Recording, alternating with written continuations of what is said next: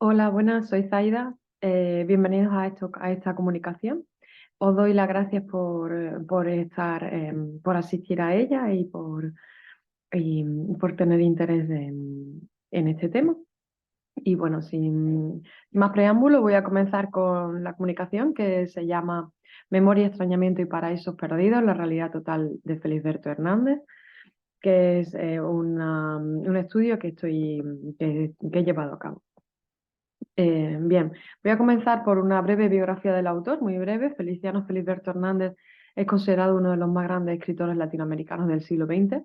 La literatura del escritor uruguayo, compositor y pianista de renombre, nacido en el barrio de Atahualpa, suburbio de Montevideo, 1902-1964, fue calificada por muchos críticos como inclasificable, rara, entre el modernismo y la vanguardia, inusual, insular, con claras raíces prusianas y kafkianas.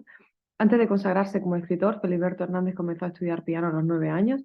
Alumno de Clemente Colín, llegó a ser un músico reconocido, pianista de cartel en Buenos Aires, Montevideo y en diversas poblaciones del interior de Uruguay y de la provincia de Buenos Aires, aunque su residencia habitual estuvo en Uruguay. Estas circunstancias contribuyeron a forjar el carácter especial de su obra.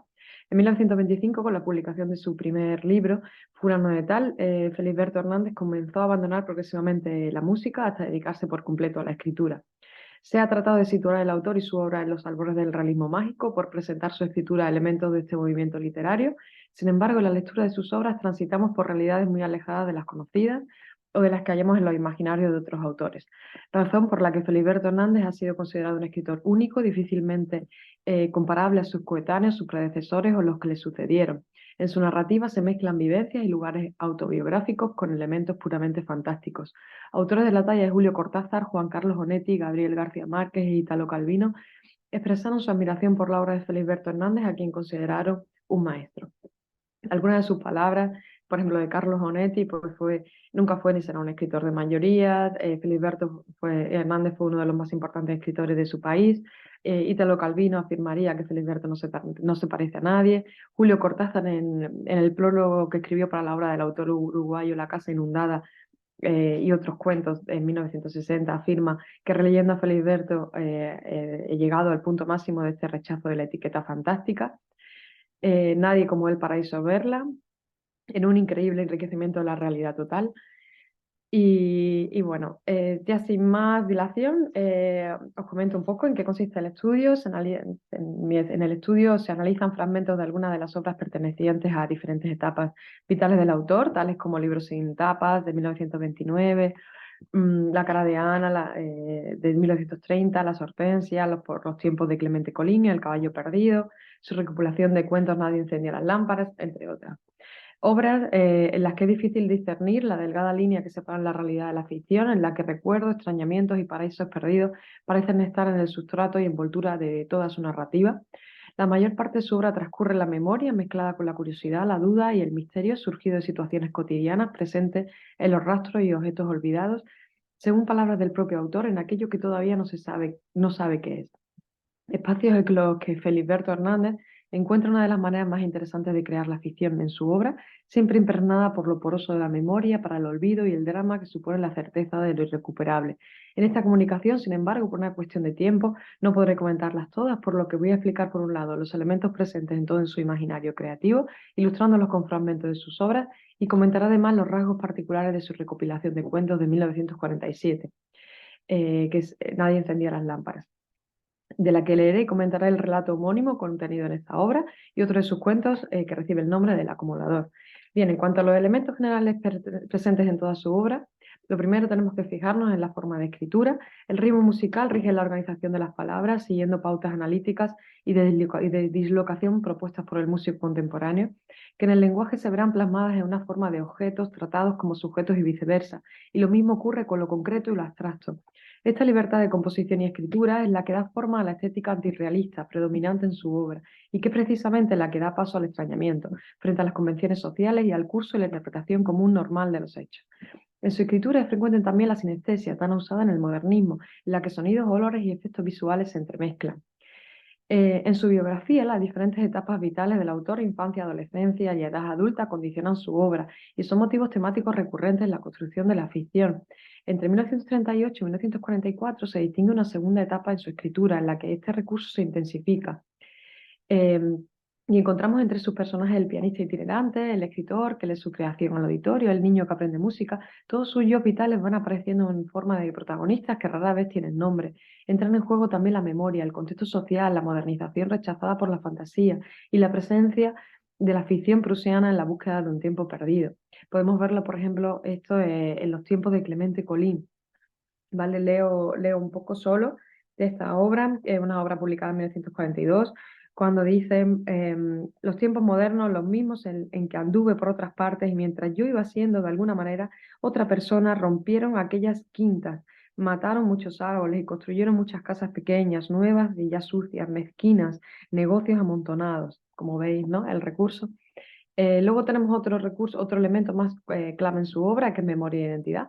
El narrador elabora los recuerdos, el acto de rememoración implica la problemática de miradas opuestas del mismo individuo, mirada infantil, adolescente, adulta, y distintos narradores, cada uno con su lenguaje propio y su concepción de la realidad, en la que cada objeto, cada personaje es observado por distintas miradas. Las personas tangibles, los entes abstractos, la animación de los objetos, los recuerdos, pensamientos y sentimientos, todo pasa a ser posible a convivir en un mismo plano de realidad. Bien, luego en cuanto a fantasía y extrañamiento, pues tenemos lo que podemos ver en uno de los cuentos que se llama El convento, que está en la obra de La cara de Ana, en el que dice, yo estaba con el espíritu un poco extrañado, tenía un poco de angustia y de cansancio. De pronto vi a mis compañeros como si fuera una suma que por primera vez le hiciera el total. Los comentarios eran fugas de voces muy bajas, estaba distraído de una manera especial. Si me hablaban podía responder alguna palabra, pero aún sin perder el sentido distraído de las cosas. Bien, el sentido distraído provoca una oquedad, un no estar presente, en la que el conjunto de la realidad que normalmente observamos no está ahí del todo, se nos muestra desrealizado, provocando, según las propias palabras del autor, una sensación disociativa, dislocada y absurda, de no estar del todo en la realidad, que lleva a la transgresión de los límites de la materia, lo de la vida y la muerte, el sueño y la vigilia, lo animado y lo inanimado. Los objetos pierden solidez, se fragmentan y se les otorga alma, dando cabida a lo sobrenatural y lo misterioso. Lo familiar deja de serlo y aparece lo siniestro en lo cotidiano. Esta transgresión de la lógica de las convenciones, el yo se extraña de sí mismo, la percepción compleja provoca la disociación del yo que se integra en la marea de objetos liberados de finalidad utilitaria. Luego, por último, tenemos el rasgo de la angustia. Según palabras del propio autor, como una compañera fiel, se asocia a la locura, la amenaza emocional se torna física, afectando la libertad. Ello podemos verlo en una de sus últimas obras que se llama Tierras de la Memoria, publicada en 1965, de la que os leeré un breve fragmento. Pero de pronto la angustia me volvió a atacar y la sentí más precisa que nunca en su cruel ridiculez. La sentí como si dos avechuchos se me hubieran parado en cada hombro y se me hubieran encariñado. Cuando la angustia se me inquietaba, ellos sacudían las alas y se volvían a quedar tan inmóviles como me quedaba yo en mi distracción. Ellos habían descubierto mi placer y se me colaban. Llegaban hasta donde iba mi imaginación y no me dejaban ir al placer libre de la impersonalidad. Bueno, según hemos visto, un poco para concluir, en cuanto a los elementos claves de su obra, los elementos claves del universo ficticio de Felisberto Hernández son la memoria y la fantasía. Se puede afirmar que son la materia y el alma de toda su obra, especialmente en el relato breve. Hay muchos más elementos que podríamos comentar y os animo a conocer al autor y su obra, pero he considerado que estos son algunos de los fundamentales antes de pasar al análisis de dos de sus cuentos contenidos en su libro Nadie encendiera las lámparas de 1947, obra que recopila una serie de cuentos y que, como digo, es fruto de un periodo de escritura experimental influida por el vanguardismo de la época. He escogido esta obra porque en estos cuentos asistimos, podríamos decir, una condensación de los elementos de toda su obra al observar en estos recursos, escenarios y personajes que nos evocan esos otros que aparecen en sus obras anteriores y posteriores. Algunas de las características propias de esta obra son que los personajes de sus relatos están a merced del protagonista, que se aproxima y distancia a antojo de ellos. Lo real está en permanente mutación y lo cotidiano se muestra sobre todo en los gestos de los personajes. El dramatismo de algunas situaciones es revertido y transformado en humor por un narrador muy presente, que comenta y juzga desde un prisma muy particular. La aparición de seres ficticios está ligada al espacio y a los objetos del relato, confundidos por el entorno. Los objetos se reafirman en el relato y su presencia recurrente y obsesiva domina el universo de ficción. Bien, en Nadie encendía las lámparas, voy a leer un fragmento. Hace mucho tiempo leía yo un cuento en una sala antigua. Al principio entraba por una de las persianas un poco de sol. Después se iba echando lentamente encima. A mí me costaba sacar las palabras del cuerpo, como de un instrumento de fuelles rotos. De pronto yo pensaba en la importancia de algunos concurrentes y me esforzaba por entrar en la vida del cuento. Una de las veces que me distraje vi a través de las persianas moverse palomas encima de una estatua. Bien, aquí hay un pianista que lee en una tertulia un viejo relato suyo. Sin embargo, la lectura y posteriormente la ejecución musical son llevadas a cabo con el desinterés propio del manar distraído de lo reprimido, que trata de buscar la grieta por la que acabar aflorando. La carga emocional de este hecho la recibe una escultura que el pianista puede ver a través de las ventanas de la vieja sala en la que lee el cuento. Con esta imagen, el protagonista puerilmente busca desasirse de todo compromiso y hacer evidente la ausencia de la relación sujeto-público, ¿vale? Vamos a pasar rápidamente al acomodador antes de terminar. Paso a la lectura del... bueno, voy a explicar un poco en qué consiste.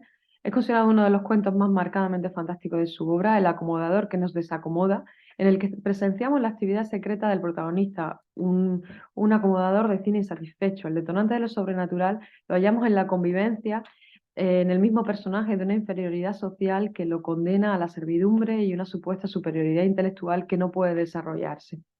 Entonces aquí tenemos a un protagonista con una luz que emana de sus ojos mágicamente y se incorpora a sus facultades que le otorga la capacidad de ver en la oscuridad, cumpliendo su deseo de percibir los matices de espacios separados del relato y de conectar inesperadamente distintos órdenes de la realidad. Esta transgresión de los límites no busca la simpatía del lector, si acaso su piedad, un lector que tomando distancia puede calificar como exceso de imaginación. En este relato somos observadores de acciones aparentemente inexplicables. Lo he elegido porque es uno de los más fantásticos que tiene en todos, ¿no? Los hechos están desligados. El motor, a mi entender, es parte del protagonista, dibujándose e iluminándose todo lo que lo rodea como una extensión de él mismo. Al final, casi en un acto de devolvernos a la realidad, el narrador emite su propio juicio, cuando dice, por ejemplo, parece más bien un ave disecada, refiriéndose a una mandolina que es la que ocasiona el efecto de volver de nuevo a la realidad. Entonces voy a leer rápidamente un fragmento em, que dice así, que dice así.